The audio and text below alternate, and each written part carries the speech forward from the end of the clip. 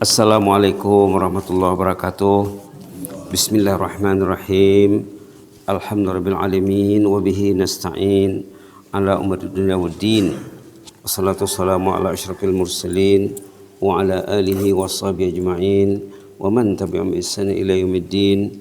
Wa sallim tasliman katsiran katsira adada khalqihi ta'ala wa ridha nafsihi wa zinata arsyihi wa midada kalimatihi kama yuhibbu rabbuna wa yarda.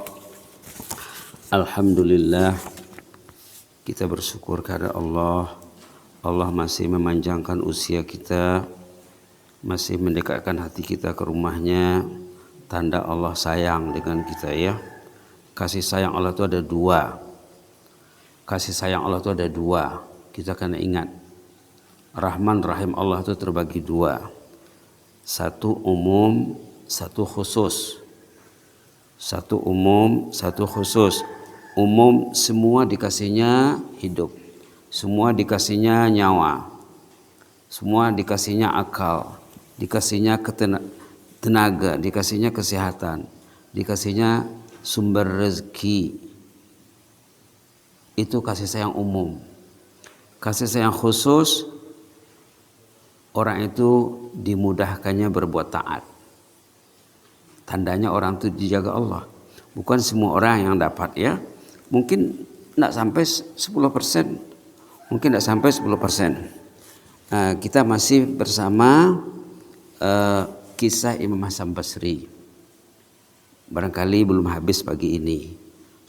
Sudah dibincang sebelum ini. Orang beriman sepatutnya banyak mengenal sejarah ulama. Banyak mengenal sejarah orang saleh. Karena kita ingin baik, kita mesti kenal orang baik. Kita ingin baik, kita mesti belajar sejarah orang baik. Nah, di sini tajuknya aset kekayaan mukmin, alhamdulillah dan istighfar. Banyakkan saja alhamdulillah, astagfirullah, alhamdulillah, astagfirullah, alhamdulillah, astagfirullah. Ajar ahli keluarga dengan zikir ringkas ini, ya. Kisah ulama tersohor Imam Hasan Basri, lahir 21 Hijrah. Artinya sezaman dengan sahabat. Tapi waktu ulama ini lahir, Rasulullah sudah wafat, ya. Hanya jumpa dengan sahabat saja. Meninggal 110 Hijrah ataupun 641 Masehi, 728 Masehi meninggalnya. Termasuk guru Imam Hasan Basri ini Anas bin Malik. Anas bin Malik ini sahabat yang paling dekat dengan Rasulullah SAW. Kita ada sebut sebelum ini cerita Imam Hasan Basri pergi ke pasar membeli belanja untuk keperluan keluarga. Waktu mau pulang ke rumah, mungkin dia beli barang agak banyak untuk keperluan keluarga. Dia minta tolong sama tukang bawa barang, tukang angkat. Ini cerita ulama dengan tukang angkat, ataupun katalah namanya buruh kasar. Saat Imam Hasan Basri minta tolong sama orang ini pun dengan gembira menolong ulama untuk membawa barangnya. Sepanjang perjalanan, Imam Hasan Basri memperhatikan orang ini tidak berhenti berzikir, alhamdulillah, astaghfirullah, alhamdulillah, astaghfirullah. Sebelum Imam menanya kesediaan orang ini untuk membawa barang, memang dilihatnya orang ini bibirnya bergerak. Tapi dia tidak tahu apa dibacanya. Tapi setelah mereka berjalan beriringan, didengarlah bacaannya, alhamdulillah, astaghfirullah, alhamdulillah, astaghfirullah. Itu saja zikirnya. Sampai di rumah Imam Hasan Basri membayar upah bawa barang, ya. Dibawanya ya, diberinya upahnya atau gajinya. Kemudian Imam bertanya, saya dengar tadi kamu berzikir alhamdulillah, astagfirullah. Kamu tidak ada zikir lain? Tidak ada baca Quran? Sepatutnya orang itu mungkin dia membaca surah-surah atau ayat-ayat yang dapat dia baca, yang bisa dia baca. Orang dulu ada yang mengukur jarak dari tempat ke tempat lain dengan surah Yasin.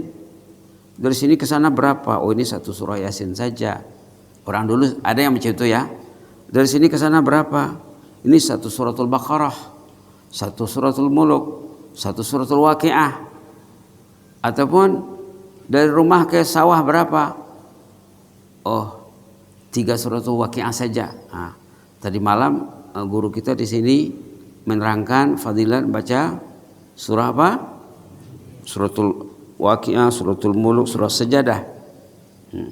Ini amalan orang dulu. Dari sini ke sana berapa? Ini 4 kali surah Yasin saja. Nah, bagi yang hafal ya. Bagi yang hafal. Orang dulu jarang yang mengira dengan menit.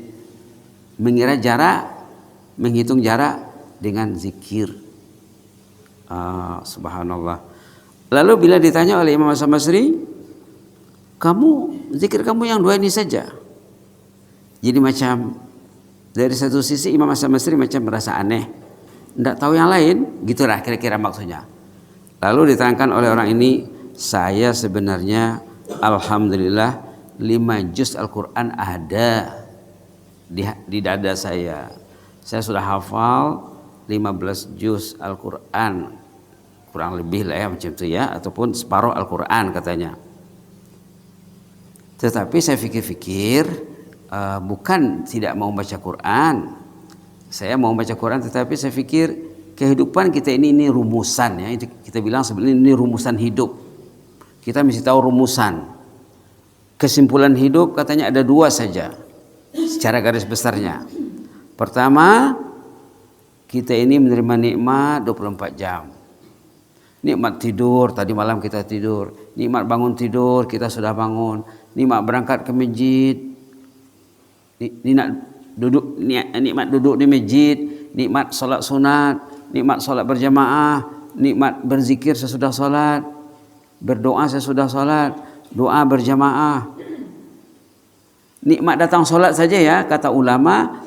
Orang yang datang solat berjamaah, nilai setiap orang diukur mengikut nilai orang yang terbaik solatnya. Rugi kalau sembahyang di rumah ya. Nilai solat berjamaah, kalau umpamanya kita solat katalah 70 orang, 60 orang. Di antara 60 orang yang solat ini tentu ada yang terbaik nilai solatnya. Ibarat ponten, adong na tinggi ponten na, adong na rondo, adong na dia pernah sedang lu ponten na. Adong dalam hadis. Ada orang salat itu katanya tidak ada apa-apa. Ada juga ya. Mudah-mudahan kita tidak ya. Jadi orang yang datang salat berjamaah, nilai salatnya menurut salat yang terbaik. Demikian Allah menilai. Nah, itu kan suatu nikmat. Satu nikmat. Belum lagi doa. Saya sering jumpa jemaah, doanya antara lain, ya Allah, ampunlah semua orang yang sholat ini, ya Allah. Dia berdoa dalam sujud. Ada saya jumpa jemaah, dia cerita, saya setiap kali sujud saya mendoakan jemaah katanya, Allah maghfirlil musallin, ya Allah ampunlah semua orang yang sholat ini, ya Allah. Nah, begitu doanya. Memang begitu dianjurkannya, digalakkan. Ada juga orang tuh cerita, saya kalau pergi ke masjid, saya Allah, jadikanlah jemaah ini semua jadi ahlul jannah ya Allah. Mereka merindui jannah ya Allah. Kalau dia dengar ceramah, siapapun orangnya, penceramahnya, ya Allah, rahmati penceramah ini dan pendengarnya, berkati usia mereka, berkati umurnya, selamatkan mereka dunia akhirat. Itu doa-doa jemaah yang selalu berkomunikasi dengan saya ya. Jadi itu kan nikmat. Nah, nikmat. Kalau kita saling mendoakan, setiap orang mendoakan saudaranya, doanya pasti didengar Allah. Kenapa? Doa orang untuk orang lain, saat dia tidak tahu yang dia didoakan, doa itu diaminkan malaikat. Malaikat mengaminkan doa orang yang mendoakan saudaranya, mendoakan jemaahnya, mendoakan imamnya, mendoakan makmumnya, mendoakan gurunya, mendoakan yang mendengar. Allahumma arham al-muallimin wal muta'allimin. Ya Allah, rahmatilah orang yang mengajar dan yang belajar. Senang saja ya. Allahumma arham al-muallimin wal muta'allimin. Ya Allah, rahmatilah yang mengajar dan yang belajar, siapapun orangnya. Itu kan nikmat. Jadi nikmat ini kata jemaah tukang bawa barang ini perlu direspon dengan alhamdulillah. Nikmat Allah patut disikapi dengan memuji Allah alhamdulillah, supaya kita dinilai Allah sebagai orang yang memuji Allah. Kalau kita memuji Allah atas nikmat yang diberikannya, nikmat itu akan bertambah. Nah, macam mana kita ingin mendapat pertambahan nikmat? Dengan bersyukur. Syukur antara lain dengan memuji dengan lidah alhamdulillah. Kalau gitu tidak mungkin kita berhenti membaca alhamdulillah. Karena apa? Kita hidup dalam nikmat. Nikmat Islam, nikmat iman, nikmat hati yang bersih, pikiran yang jernih. Itu kan nikmat. Itu nikmat. Allah menolong kita untuk membersihkan pikiran kita, untuk mengawal nafsu, mengkontrol nafsu. Nah, doa Rasulullah banyak tentang hati, tentang nafsu. Itu kan nikmat.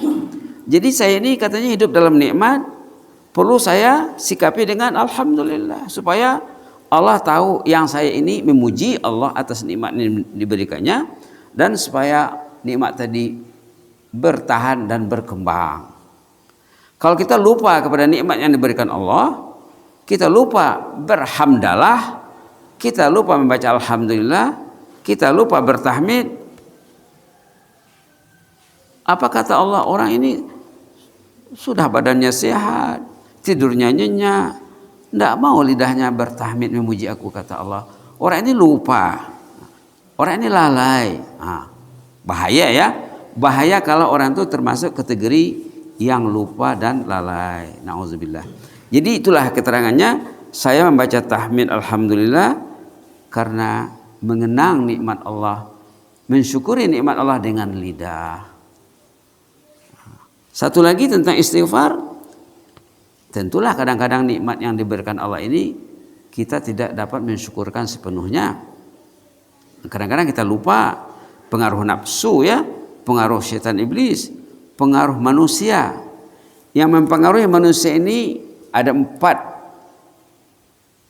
Mempengaruhi manusia, kadang-kadang manusia terjebak ke dalam dosa.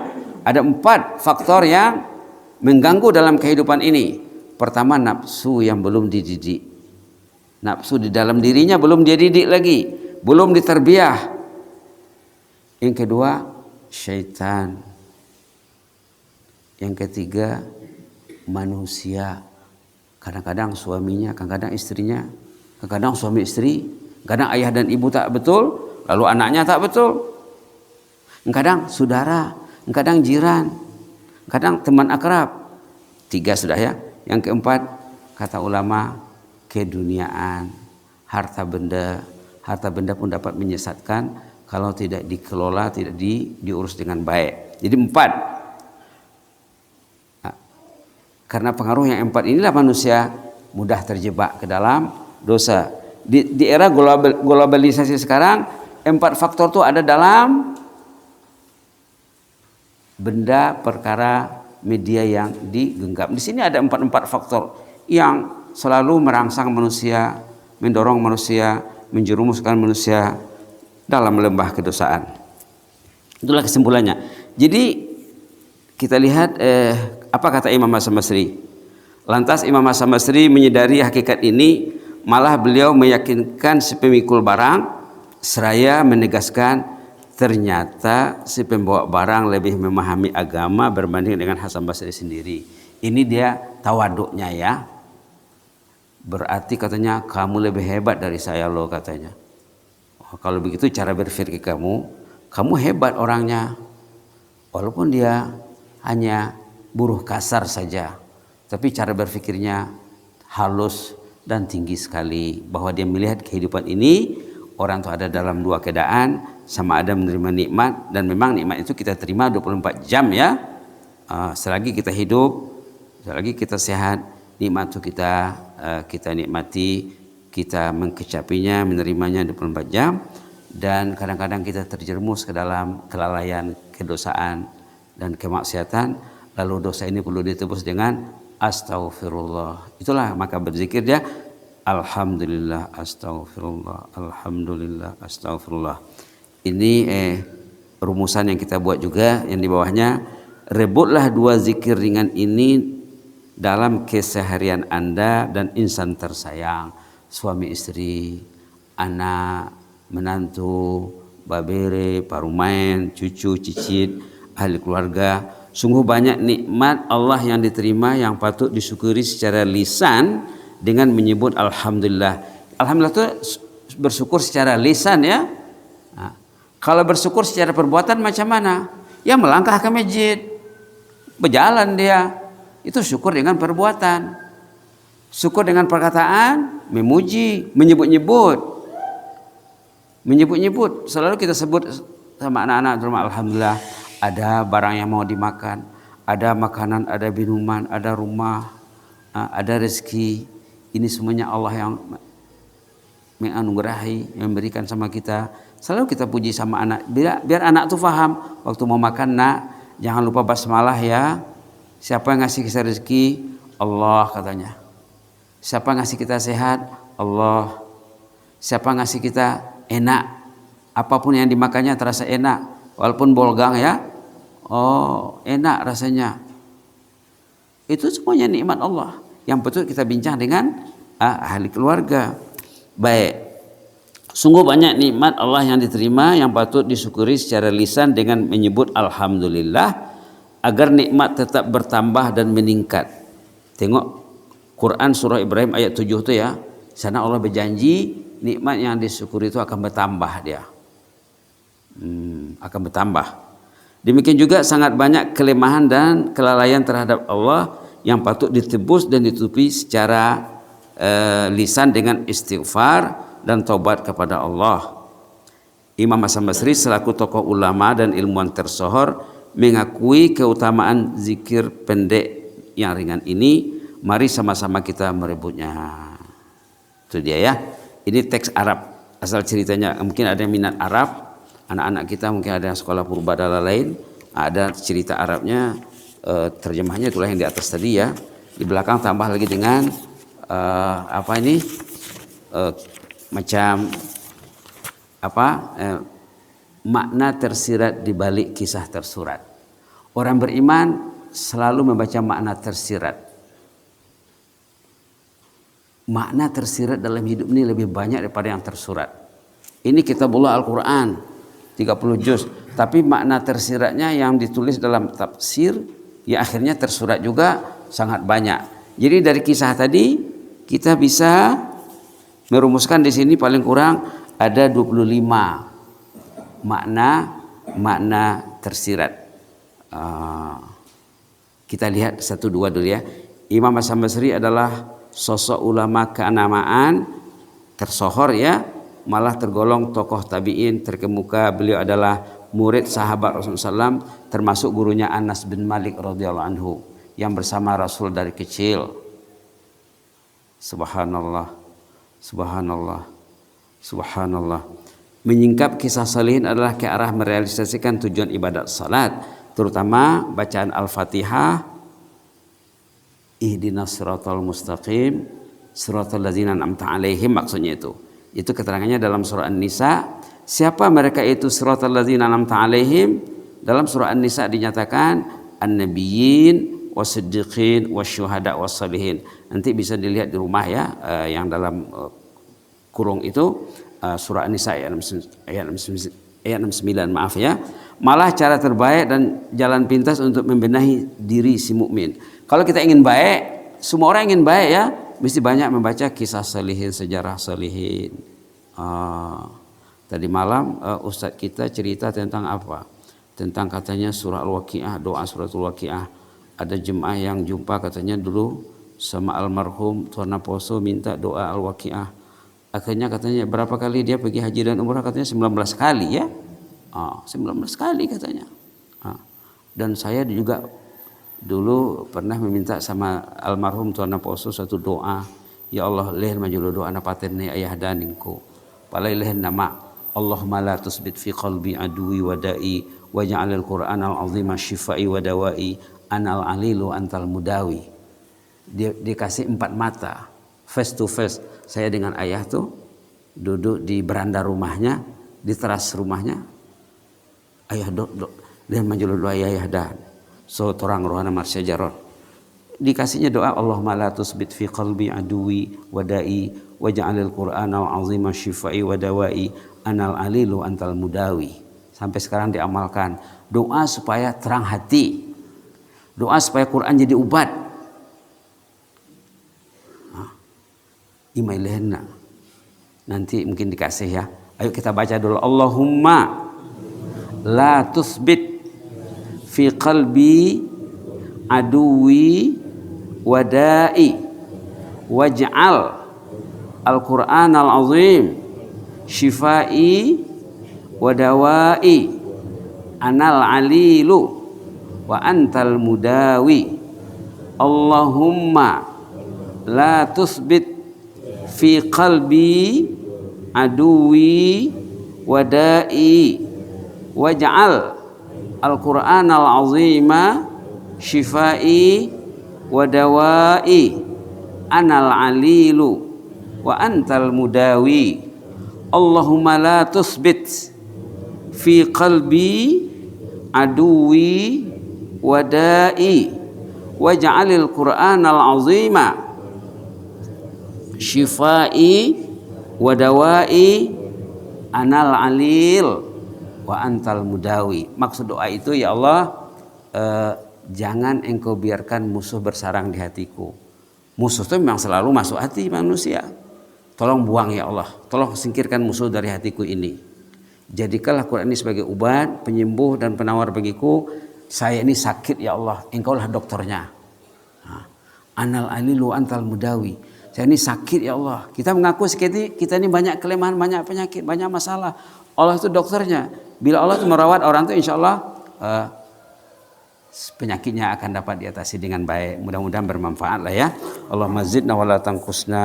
Allahumma zidna wa la tanqusna wa akrimna wa la tuhinna wa a'tina wa la tahrimna wa athirna wa la tu'sir alaina wa adina wa da'na ya karim. Allahumma na'udzu biridhaka min sakhatik. Allahumma inna na'udzu biridhaka min sakhatik. Allahumma inna na'udzu biridhaka min sakhatik wa bi mu'afatika min uqubatik wa na'udzu bika minka la nuhsi thanan 'alaik anta kama asnaita 'ala nafsik ya hayyu qayyum rahmatika nastaghis aslih lana sya'nana kullahu wa la takilna ila anfusina tarfata 'ain warham al-muallimin al-muta'allimin warham al-muallimin al-muta'allimin warham al-muallimin al-muta'allimin wan nas ajma'in. Subhana rabbika rabbil izzati amma yasifun wa salamun 'alal mursalin walhamdulillahi rabbil alamin. Jazakumullahu khairan barakallahu fikum. Inni uhibbukum fillah. Wassalamu alaikum warahmatullahi wabarakatuh.